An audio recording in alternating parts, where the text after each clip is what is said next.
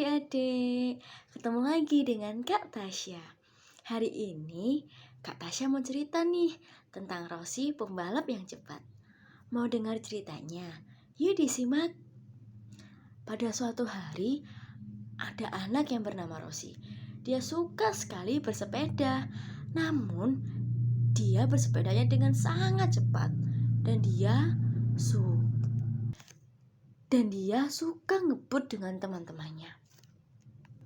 Lalu, di suatu sore, Rosi bercerita pada ibunya, Mama, aku mau jadi pembalap yang sangat cepat. Jadi nomor 1 tercepat di dunia, kata Rosi pada ibunya. Lalu ibunya berkata, untuk apa sih nak menjadi yang tercepat? Bukankah yang cepat itu juga berbahaya buat kamu dan orang lain? Itu bisa membahayakan kamu dan juga orang lain. Hati-hati ya.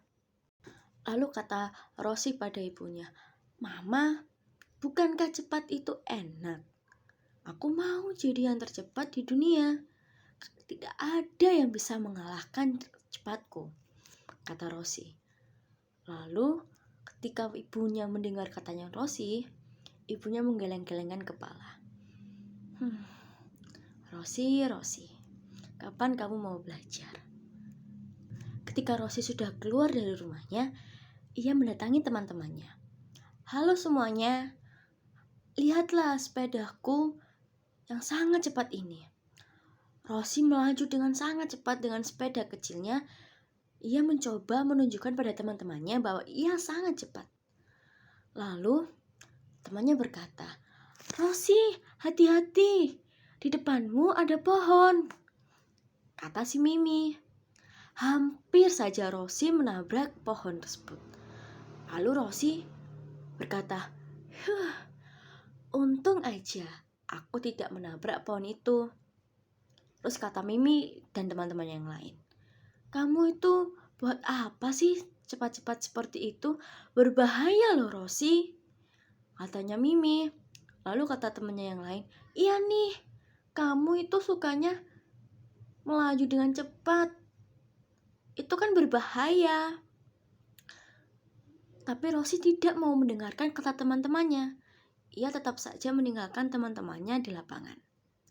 Nah, waktu di jalan, dia juga hampir saja menabrak Roa, tetangganya yang sudah lansia. Lalu Roa berkata, Rosi, hati-hati kalau kamu membawa sepedamu. Nanti kamu bisa mencelakakan orang lain. Lalu kata Rosi, maaf Roa, aku tidak sengaja dan aku tidak melihatmu di sana. Tapi Roa, aku suka jadi yang sangat cepat, enak, dan keren. Lalu Rosi meninggalkan Roa di jalan. Ketika sudah sampai di rumahnya, tiba-tiba karena ia terlalu cepat, tiba-tiba ia menabrak patung kesayangan ibunya. Pruak. Aduh, sakitnya. Dan ketika Roa sudah bangun dari jatuhnya, ia melihat bahwa patung kesayangan ibunya sudah pecah berkeping-keping. Lalu ia pusing. Aduh, bagaimana dengan patung ini? Ini kan patung kesayangan ibu. Nanti ibu marah dengan aku.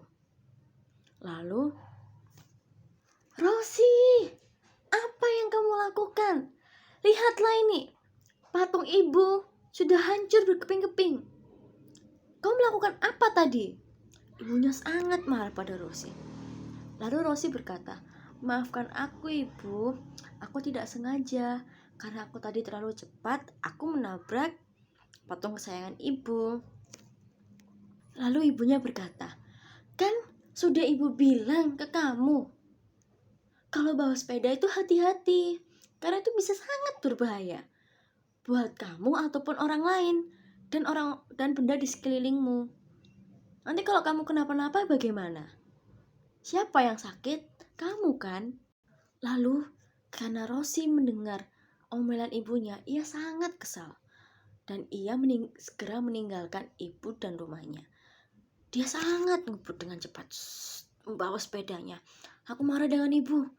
Ibu ngomel mulu. Aku bosan mendengarnya. Dan tiba-tiba ia menabrak Roa yang jalan nyebrang di tengah jalan. Duar. Dan ia menabrak tiang listrik di depannya. Aduh, sakit. Kakiku tidak bisa digerakkan. Untung saja Roa tidak kenapa-napa. Ia hanya lecet di tangan dan kaki. Rosi sangat menangis. Teriak-teriak ibunya, "Mama, mama, mama. Aku terjatuh, kakiku sakit sekali, tidak bisa aku gerakkan." Ketika ibunya mendengar teriakan Rosi, tiba-tiba ibunya lari mendatangi Rosi. "Rosi, anakku." Ketika ibunya melihat Rosi dalam kondisi seperti itu, ibunya langsung menelpon ambulan dan mengantarkan Rosi ke rumah sakit. Setelah sampai di rumah sakit, Rosi diketahui ternyata kaki sebelah kanannya Rosi patah dan dia tidak bisa lagi menggunakan sepeda dengan cepat dan mungkin saja tidak bisa bersepeda lagi. Ketika mendengar perkataan dokter tersebut, Rosi sangatlah sedih. Aku tidak bisa bersepeda lagi. Padahal aku sangat suka bersepeda. Bagaimana ini, utang-utangku belum terbayar. Lalu ibunya memeluk Rosi dan berkata, "Sudahlah anakku, ikhlaskan saja. Ini mungkin bukan jalanmu. Lain kali hati-hati ya. Ibu sudah berkata kan kepadamu bahwa lakukanlah dengan hati-hati, karena itu sangatlah berbahaya untukmu dan orang lain."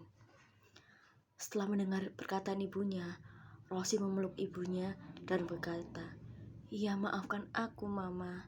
Aku memang salah. Aku tidak akan mengulanginya lagi." Nah, sampai situ ceritanya. Bagaimana teman-teman? Bagus kan? Nah, pelajaran apa yang kita petik dari cerita ini? Yang pertama adalah dengarkan nasihat orang tua. Karena orang tua tahu yang terbaik untuk kita.